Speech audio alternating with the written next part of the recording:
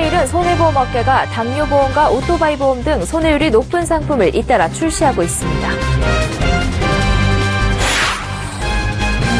국내 중소형 증권사들이 새로운 수익원을 발굴하기 위해 중국 기업 IPO 주관 사업에 나서고 있습니다. 대한항공의 여성 승무원이 사원 아파트에서 투신 자살한 사건이 발생하면서 대한항공 측의 책임론이 불거지고 있습니다. 정부가 저금리로 돈을 빌려주는 디딤돌 대출에 실거주 의무 제도를 도입했습니다. 부동산 투기 수단인 갭 투자를 차단하기 위해서입니다.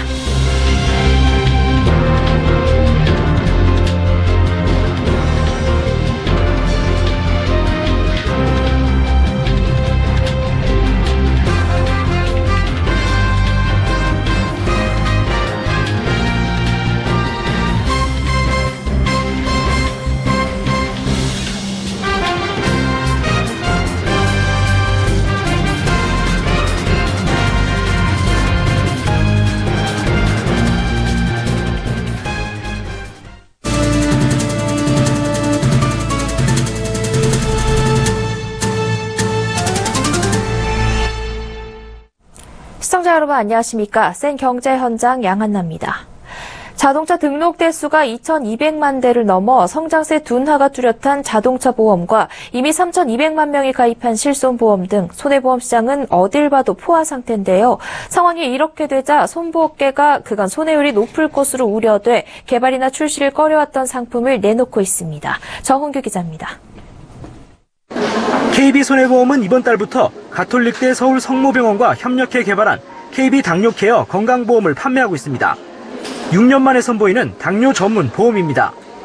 그간 손보업계는 당뇨 전용 보험 상품이 손해율이 높다는 이유로 판매를 중지해왔습니다. 이 때문에 당뇨 환자들은 합병증을 보장해주거나 실제 치료비를 보장하는 보험 상품이 없다는 게 고민거리였습니다. 최근 손보업계는 이처럼 그간 손해만 볼까봐 꺼렸던 상품들을 역으로 자신들만의 틈새 시장으로 만들기 위한 움직임이 눈에 띕니다. 동부화재는 지난달 업계 최초로 오토바이 운전 중 상해 및 비용 손해 등을 보장하는 참 좋은 오토바이 운전자 보험을 내놨습니다. 이륜차의 경우 일반 차량에 비해 상대적으로 사고가 많을 수밖에 없다는 시각 탓에 손보사들은 오토바이 전용 운전자 보험 출시를 극도로 꺼려왔습니다. 한화손해보험은 차선 이탈 경고 장치를 장착한 차량에 보험료를 깎아주는 할인 특약을 내놨습니다. 차선 이탈 경고 장치 등 첨단 운전자 보조 시스템이 사고를 줄여준다는 데이터는 일부 나온 바 있지만 실제 보험료에 반영해주기는 국내에서 한화손보가 처음입니다. 보험사들이 꺼리는 상품은 과거 높은 손해율을 경험했거나 전례가 없어 실제 손해율을 확신할 수 없는 경우입니다. 손해율 우려가 큰 상품은 반대로 말하면 보장이나 혜택이 필요한 소비자는 많다는 얘기입니다.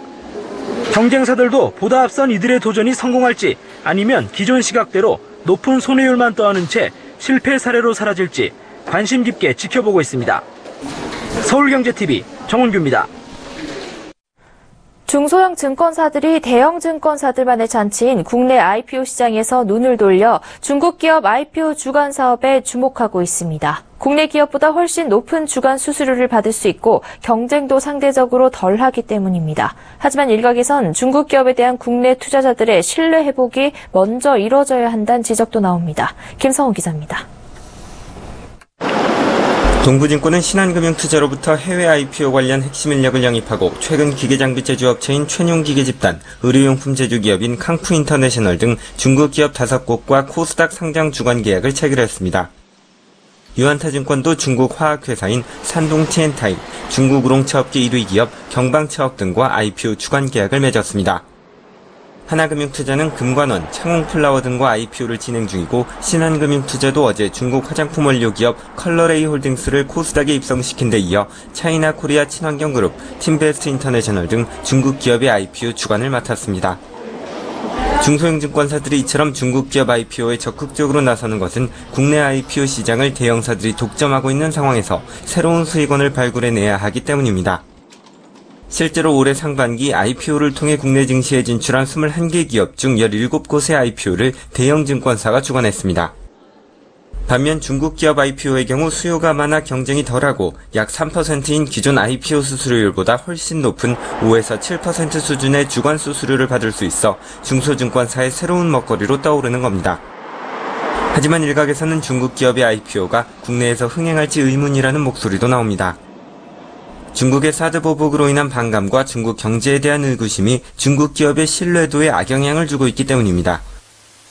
특히 지난 4월 코스피에서는 중국 원양 자원이, 코스닥에서는 완리가 감사 의견 거절로 거래가 정지되고 상장 폐지 절차에 들어가면서 중국 기업에 대한 신뢰는 더 떨어졌습니다. 투자업계 관계자들은 우량하고 투명성 높은 중국 기업들을 발굴, 상장시켜 국내 투자자들의 신뢰를 쌓아야 한다고 조언합니다. 서울경제TV 김성훈입니다. 대한항공의 여성 승무원이 사원 아파트에서 투신하는 일이 벌어졌습니다. 같은 회사 기혼 부기장과의 이성관계가 발단이었던 것으로 확인됐습니다. 조양호 대한항공 회장이 횡령 혐의로 경찰 조사를 받고 있는 터에 엄격한 규율이 요구되는 조종사의 일탈까지 발생하면서 사내 분위기가 어수선합니다. 김성현 기자입니다. 지난 9일 인천 서구 원당동 소재의 대한항공 사원 아파트. 20대의 대한항공 지상직 여직원인 A씨가 옥상에서 투신했습니다. 경찰이 도착했을 당시 A씨는 차디 찬 아스팔트 바닥에서 숨을 거둔 상태였습니다. 경찰은 타살 흔적을 찾지 못해 자살 사건으로 사건을 종결했습니다. 한 사람의 자살로 묻힐 뻔한 이번 사건은 A씨가 유부남인 대한항공 부기장 B씨와 이성관계를 이어오다 다툼이 생긴 끝에 자살한 것으로 알려지면서 다시 조명받고 있습니다. A씨의 부모가 사건 이전부터 대한항공 측에 두 사람의 관계를 상의하며 회사 차원의 조치를 요구했지만 대한항공 측은 특별한 조치 없이 직원이 알아서 해결할 문제라고 답변한 것으로 전해졌습니다. A씨는 자살 전 변호사까지 선임하며 부기장 B씨와 법적 다툼까지 예고했지만 결국엔 스스로 지쳐 투신의 길을 선택한 것으로 알려졌습니다. 대한항공 측은 A씨의 부모가 회사의 부기장 B씨의 징계를 요구했는지에 대해 확인할 수 없는 상황이라며 다만 A씨가 자살한 만큼 회사 차원의 조사를 벌이고 있다고 말했습니다. 이번 사건이 알려지면서 대한항공 측의 안일한 대처를 비판하는 목소리가 여기저기서 터져나오고 있습니다. 부모의 도움 요청에 회사가 자체 진상조사를 벌였다면 자살이라는 극단적인 선택을 막을 수 있었기 때문입니다. 이에 따라 재계 안팎에서는 대한항공의 기업 문화가 도마 위에 오르고 있습니다. 여성 직원의 자살 사건에 앞서 대한항공 보사는 지난 7월 조양호 회장의 횡령 배임 혐의로 경찰의 압수수색을 받은 바 있습니다. 2013년 영종도 호텔 신축공사 당시 조양호 회장의 평창동 자택공사를 하면서 공사비용을 호텔 공사비용으로 전가했다는 혐의 때문이었습니다. 또 2014년에는 이른바 땅콩 회항 사건으로 전 세계적인 비판의 대상에 오른 바 있습니다. 서울경제TV 김상용입니다. 정부가 무주택자의 주택 구입 자금을 지원하기 위해 저금리로 돈을 빌려주는 디딤돌 대출에 실거주 의무 제도를 도입했습니다. 지금까지는 실제로 거주하지 않고 전세를 놓는 경우에도 이 대출 상품을 이용할 수 있었는데요. 부동산 투기 수단인 갭 투자로 활용될 수 있는 여지를 차단한다는 겁니다. 보도에 정창신 기자입니다. 28일부터 디딤돌 대출을 받는 수요자들은 실거주가 의무화됩니다. 기존엔 집을 산 뒤 거주를 안 해도 대출이 가능했지만 앞으로는 대출 1개월 이내 전입 후 1년 이상 거주해야 합니다. 이를 지키지 않을 경우 대출금을 상환해야 합니다. 다만 임차인의 퇴거 지연, 집수리 등 1개월 내 전입이 어려운 경우 사유서를 제출하면 추가로 2개월까지 연장할 수 있도록 했습니다. 또 대출자가 회사 발령 등으로 근무지가 이전됐거나 질병치료 등 대출받은 주택이 소재지에서 타 시도로 이전할 경우 등은 실거주 예외로 인정됩니다. 디딤돌 대출은 무주택자이면서 부부 합산 연소득 6천만 원 이하면 금리 연 2.25에서 3.15%에서 최대 2억 원까지 대출을 받을 수 있습니다. 5억 원 이하, 전용 면적 85제곱미터 이하 주택에만 해당됩니다. 업계에 따르면 시중은행보다 금리가 1에서 2%포인트 저렴해 서민들을 위한 대출 상품으로 인기가 많습니다. 금리가 저렴하다 보니 이 대출 상품을 끼고 집을 산 뒤 전세를 놨다가 집값이 오르면 되파는 갭 투자에 악용되기도 했습니다.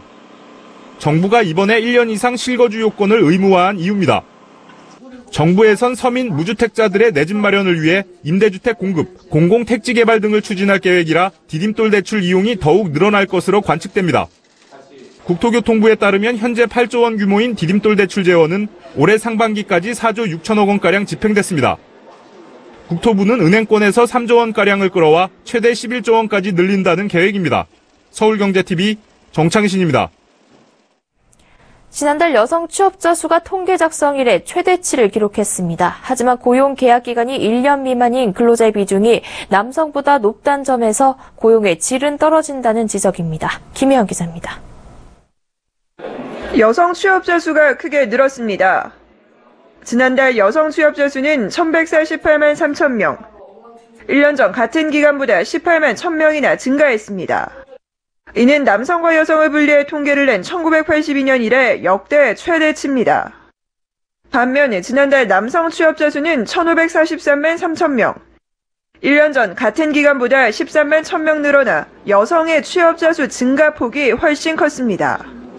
문제는 여성 취업자의 일자리 질은 남성 취업자에 비해 크게 열악하다는 점입니다. 계약 기간이라든지 주로 안정성 측면에서 보는 거거든요. 남자에서의 상용 비중이랑 여자에서의 상용 비중 비교하면 남자가 더 높으니까요. 상대적으로 어쨌든 남자들이 안정적인 직장을 가진 비율이 높다라고 볼 수는 있습니다. 실제 지난달 고용계약 기간이 1년 미만인 전체 임시근로자 수는 509만 6천 명. 이 가운데 남성은 202만 명, 여성은 307만 6천 명으로 여성이 훨씬 더 많습니다. 남녀 각각 전체 근로자 중에서 임시근로자가 차지하는 비중을 살펴봐도 여성은 26.8%에 달했지만 남성은 13.1%에 불과합니다.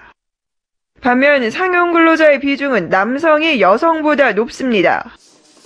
즉 여성 근로자는 고용의 질이 떨어지는 비정규직과 같은 안전성이 취약한 일자리에 종사하는 비중이 상대적으로 높은 셈입니다. 새 정부의 최대 화두가 질 좋은 일자리 창출인 가운데 경력 단절 여성의 재취업뿐 아니라 여성 등 취업시장 약자에 대한 지원을 약속했던 문재인 대통령. 문 대통령의 공약이 구체적으로 실현돼 여성 근로자의 고용의 질이 점차 높아질 수 있을지 귀추가 주목됩니다. 서울경제TV 김혜영입니다. 추석에 한 달 반이나 남았지만 유통업계는 벌써부터 추석 준비를 하는 소비자들을 잡기 위해 분주합니다. 사전 예약 판매 기간을 10일가량 앞당겼기 때문인데요. 다양한 품목과 함께 할인 혜택도 확대했습니다. 이보경 기자입니다. 서울 동대문구의 홈플러스 매장. 추석이 한 달 반이나 남았지만 벌써부터 추석 선물 세트를 찾는 고객들의 문의가 이어집니다. 올해 설에도 저희가 일찍 준비를 해서 가격적으로 많은 혜택을 봐가지고요. 그래서 이번 추석에도 일찍 준비하면 더 많이 싸게 살 수 있다고 해서. 어제부터 시작한 홈플러스의 추석 선물 세트 사전 예약 판매는 어제부터 다음 달 20일까지 총 42일간 진행됩니다. 역대 최장 기간입니다. 올해 추석은 작년 추석 대비해서 2배 이상 연휴가 길어지면서 이제 가족들이 나들이나 여행 등을 계획하는 소비자들이 증가함에 따라 이제 사전에 미리 선물 세트를 예약하려는 고객님들이 많이 늘어날 것으로 전망되어 이렇게 미리 전개하게 되었습니다. 대형마트와 백화점 업계는 추석 선물 세트 사전 예약 판매를 작년보다 10일 정도 앞당겨 기간을 대폭 늘리고 품목도 다양하게 준비하고 있습니다. 또 본 판매 때 팔지 않는 상품을 사전 예약 기간에만 판매하는 한정판 상품을 도입하는 등 차별화에 나섰습니다. 이처럼 유통업계가 추석 선물 세트 사전 판매에 적극 나서고 있는 것은 사전 예약을 통해 합리적인 소비를 하려는 소비자들이 늘어나고 있는 트렌드 때문입니다. 실제로 추석 선물 세트 사전 예약 판매 매출 비중은 해마다 늘고 있습니다. 2012년에는 5.3% 수준이었지만 해마다 점차 늘어 작년에는 18.6%까지 확대됐습니다. 소비심리 침체와 업황 부진으로 성장 둔화를 겪고 있는 유통업계가 추석 대목을 잡기 위해 총력을 다하고 있습니다. 서울경제TV 이보경입니다. 북핵 위기 고조로 외국인이 무려 6,500원 원어치를 순매도하면서 오늘 코스피는 1.69% 하락한 2,319.71에 장을 마쳤습니다. 어제 종가 기준 2,360선이 깨진 뒤 불과 하루 만에 장중 2,310.2까지 떨어졌고 종가도 결국 2,320선을 지키지 못했습니다. 외국인과 개인이 각각 6,499억 원, 652억 원어치를 팔아치우며 지수를 끌어내렸지만 기관이 6,789억 원을 순매수하며 추가 하락을 막았습니다. 전문가들은 외국인의 대규모 매수세에 대해 북한발 지정학적 위험이 외국인의 투자 심리를 크게 위축시킨 데다 차익 실현 욕구까지 부추겼기 때문이라고 분석합니다. 대신증권은 증시가 많이 올라 부담이 높아진 상황에서 북한발 리스크가 터지면서 하락의 불씨를 당긴 것이라며 하반기 지수 하단을 2200포인트로 보고 있고 더 하락할 여지가 있다고 설명했습니다. 하지만 일각에선 외국인의 하락세가 계속되지는 않을 것이며 조정 기간을 거치면 지수가 반등할 여력은 충분하다는 의견도 나옵니다. 미국 의회 조사국이 현지 시간 10일 펴낸 한미 관계 보고서에서 사드 부지는 한국이 제공하지만 사드 시스템과 운용 비용은 미국이 부담한다고 강조했습니다. 트럼프 미국 대통령은 지난 4월 로이터 통신과의 인터뷰에서 한국이 사드 비용을 내는 것이 적절하다고 한국 측에 통보했다며 사드는 10억 달러 시스템이라고 말한 바 있습니다. 하지만 허버트 맥메스터 백악관 국가안보보좌관은 사흘 뒤 미국의 공식 입장이 아니다라며 트럼프 대통령의 발언을 뒤집었습니다. 의회 조사국은 맥메스터 보좌관의 진화에도 불구하고 트럼프 대통령의 발언으로 인해 일부 한국인의 의혹은 증폭됐다고 분석했습니다. 부동산 114 조사에 따르면 이번 주 서울 재건축 아파트 가격은 전주보다 0.25% 하락해 지난 1월 13일 조사 이후 7개월 만에 하락했습니다. 정부가 투기 세력이 눈독을 들이는 서울 재건축 딱지를 옥죄는 파리 부동산 대책을 내놨기 때문입니다. 투기 과열지구 지정으로 재건축 조합원 지위 양도가 어려워진 서초구 반포 주공 1단지 등에서 2억에서 3억 원 내린 급매물이 출현하는 등 재건축 추진단지를 중심으로 호가가 내리고 있습니다. 하지만 추가 하락을 기대한 수요자들이 관망하면서 거래는 잘 이뤄지지 않는 분위기입니다. GS건설이 서울 서초구 신반포 한신 6차 아파트를 재건축해 짓는 신반포 센트럴 자이를 9월 초 분양합니다. 지상 35층 7개동 전용 59에서 114제곱미터 총 757가구 규모로 145가구가 일반 분양됩니다. KT가 오늘 전국에 있는 10만 와이파이 시설 개방을 완료했습니다. 타사 고객들도 이메일, 휴대폰 번호 등 인증 절차를 거치고 15초간 광고를 시청하면 KT 와이파이를 1시간 동안 무료로 이용할 수 있습니다. 한나그룹이 총수 일가가 보유한 비상장 IT 계열사인 하나 SNC의 지분 44.6%를 매각하기로 했습니다. 매각 시기는 오는 10월로 스틱 스페셜 시츄에이션 펀드 컨소시엄에 2,500억 원에 팔기로 했습니다. 공정거래법상 오너 일가가 지분 20% 이상을 보유한 비상장사는 일감 몰아주기 규제 대상이 됩니다. 비제프 리테일이 운영하는 편의점 체인 CU는 막걸리와 아메리카노 커피를 섞은 막걸리카노를 출시하기로 했습니다. 국순당이 7일간의 발효를 거쳐 빚은 막걸리에 커피를 블렌딩해 만들었습니다.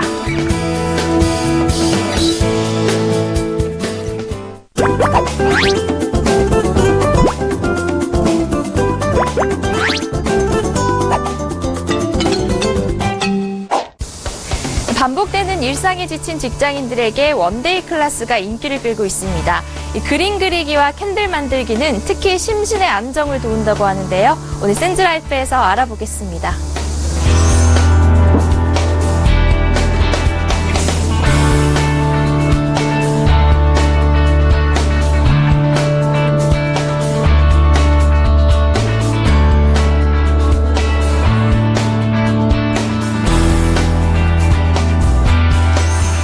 서울 청담동 레스토랑 마누테라스에서 열리는 취미 미술 클래스 마이팔레트.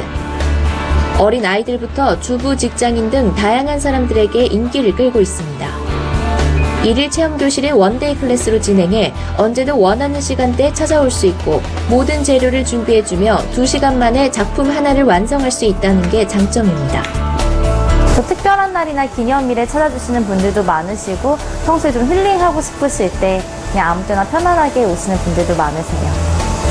빈손으로 수업에 참여하면 캔버스와 아크릴 물감, 붓과 나이프, 물통, 팔레트가 준비되어 있고 커피와 간식 등을 제공합니다. 본격 그림을 그리기에 앞서 10여 분간 전문 작가가 간단한 이론 설명부터 도구 사용법, 페인팅 기법 등을 알려줍니다. 설명이 끝나면 15가지의 아크릴 물감을 이용해 각자 원하는 추상화와 자화상, 풍경화 등을 자유롭게 그립니다. 매 수업마다 2-3명의 전문 작가가 상주하며 그림을 그리는 내내 개개인에 맞는 기법이나 작가의 노하우를 알려주기도 합니다. 바탕을 칠하고 그 위에 덧칠하는 법, 붓으로 덮거나 나이프로 질감을 표현하는 법, 모델링 페이스트로 입체적인 효과를 내는 법 등 다양한 기법을 초보자도 손쉽게 실행해 볼 수 있습니다. 그림이라는 게 저희가 좀 어렵게 생각을 많이 하시지만 음악을 듣거나 맛있는 음식을 먹는 것처럼 되게 편안하게 힐링을 많이 해줄 수 있는 역할을 해요. 일기를 쓰듯이 내 마음을 솔직하게 표현해 주시는 분들도 있고, 비즈니스를 하시는 분들의 경우에도 업무를 할 때도 굉장히 조금 독특하게 뭔가 나만의 방식을 찾은 것 같다 해주시는 분들도 많아서 여러 면에서 도움이 많이 되는 것 같아요. 수업이 진행되는 2시간 동안 그림 그리기에만 몰입하며 창의성을 기르고 반복된 일상으로부터의 일탈감을 느끼거나 스트레스를 해소하는 데도 도움이 됩니다. 스스로 만든 작품이 완성되면 성취감과 자신감을 얻고 인테리어로 활용할 수 있어 만족도가 높은 편입니다. 이 그림은 제가 어제 간 반포지구 한강을 그린 거고, 샵 직원들이랑 예쁜 공간에서 그릴 수 있어서 너무 좋고, 혼자 자취하니까 집에다가 전시하면 좋을 것 같아서 너무 좋아요. 마이 팔레트는 매일 2회, 각 오전 11시, 오후 3시에 수업이 진행되며 1회당 참가비는 12만 원입니다. 서울 역삼동에 위치한 복합문화공간 아이엠퍼샌드에서는 캔들 만들기 클래스가 열리고 있습니다. 바쁜 직장인들도 퇴근 후 잠깐 짬을 내어 방문하면 미리 준비된 재료로 손쉽게 만들 수 있다는 점에서 인기입니다. 캔들 전문 강사의 간단한 이론 수업 후 본격 지도에 따라 순서에 맞는 만들기 작업에 들어갑니다. 캔들 만들기 과정은 천천히 이루어진다는 점에서 마음을 느긋하게 해주고 캔들에서 나오는 향을 맡으며 우울감과 스트레스를 해소할 수 있습니다. 캔들을 만들면서 이제 조용한 장소에서 하다 보면은 향기가 있는 작업을 하다 보니까 아로마 테라피 효과가 있고요. 천천히 작업을 해야 되는 것이기 때문에 여유를 느낄 수 있습니다. 그리고 집에서 향초를 끼게 되면은 조용한 장소에서 캔들의 타닥임을 듣다 보니까 마음의 안정을 좀 취하시는 분들이 많아요. 오는 25일에는 캔들을 만들며 음악 감상까지 곁들일 수 있는 스토리 콘서트 어느 날 앙상블 여름밤이 아이엠퍼샌드에서 열립니다. 큰 시간과 노력을 들이지 않고도 이런 원데이 클래스를 통해 창작의 즐거움을 얻고 바쁜 일상으로 지친 마음까지 회복할 수 있습니다. 서울경제TV 양한나입니다.